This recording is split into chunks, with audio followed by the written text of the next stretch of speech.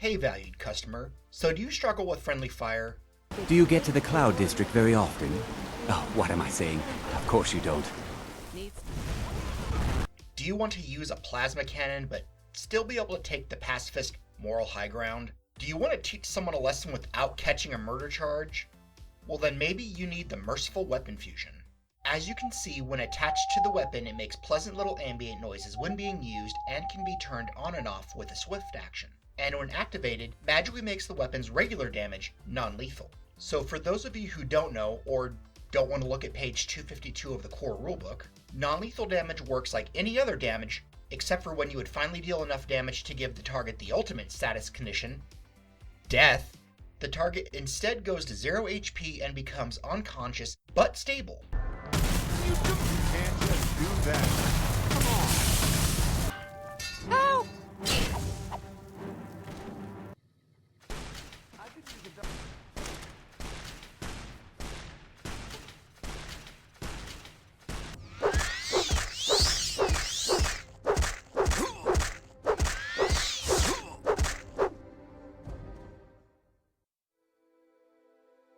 Haha, oops, forgot to activate it that time.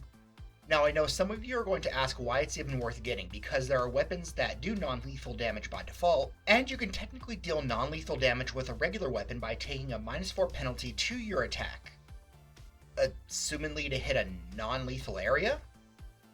So while there are non-lethal weapons out there, they are basically limited to being really cool tasers. As for using regular weapons to deal non-lethal damage, that's just stupid. Like, there are a few plausible ways to do it, like hitting someone with the flat of your sword to just give them a little bop or something.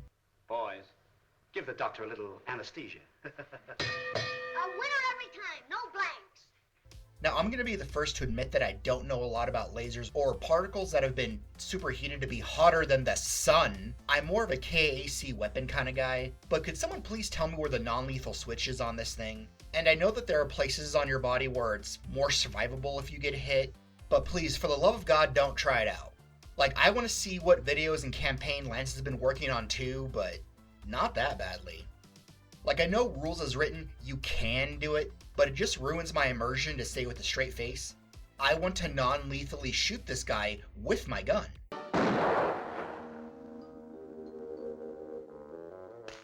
Without magic, or at least some sort of super technology that's basically magic.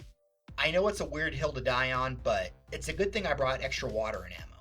So at this point you're probably saying, okay, so the legally not a lightsaber that I have is now non-lethal, so what? Well, there are a few reasons why you may want to tone down your ripping and tearing. Firstly, if you are playing as a bubble-blowing pacifist, it would allow you to still use whatever weapon you want and maintain the moral high ground. Think about your life. All the places you've been, the people you've known, everything you've done. How many moments, how many memories. Thag and his men, they had just as many. And now they have none, because of you. Or, you could use a Merciful Fusion if you want to get into some sort of dual or live weapons fire training, aka goofing with the boys, without any real consequences. A bullet does not knock you down. Your reaction to the bullet knocks you down. Or, if you're role-playing as someone with the law officer or bounty hunter theme, this fusion would be extremely useful for bringing in your mark/suspect in alive. Or, if you want to be a bit of a bad boy, you could slap them on a weapon and not worry about accidentally going overboard during enhanced evidence gathering. Like, I officially don't condone torture, but what I am saying is that if you hit someone with a radiation-based weapon, eventually the three-dimensional sunburn will get them to talk. Also, there may be times where you just don't want to kill a target.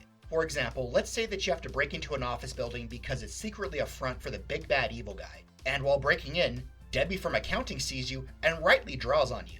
Yes, you do need to defend yourself, but you also don't want to kill a person whose only crime was seeing you do crime.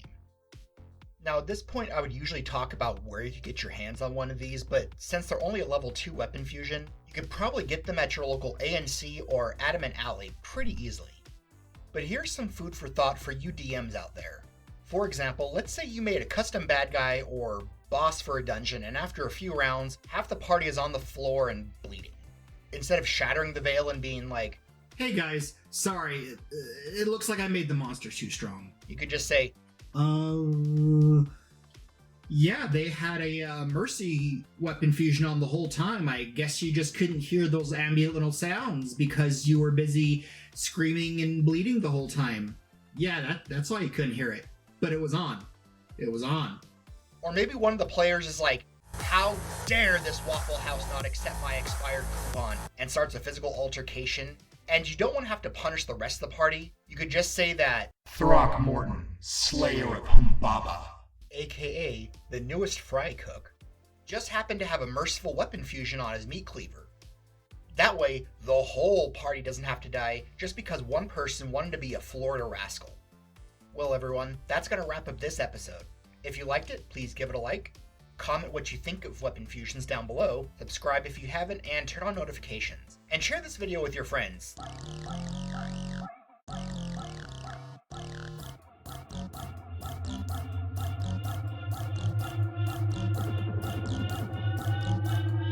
Those who are trying to prepare themselves for entry into the evolutionary level above human, synonymous with the kingdom of God, the kingdom of heaven.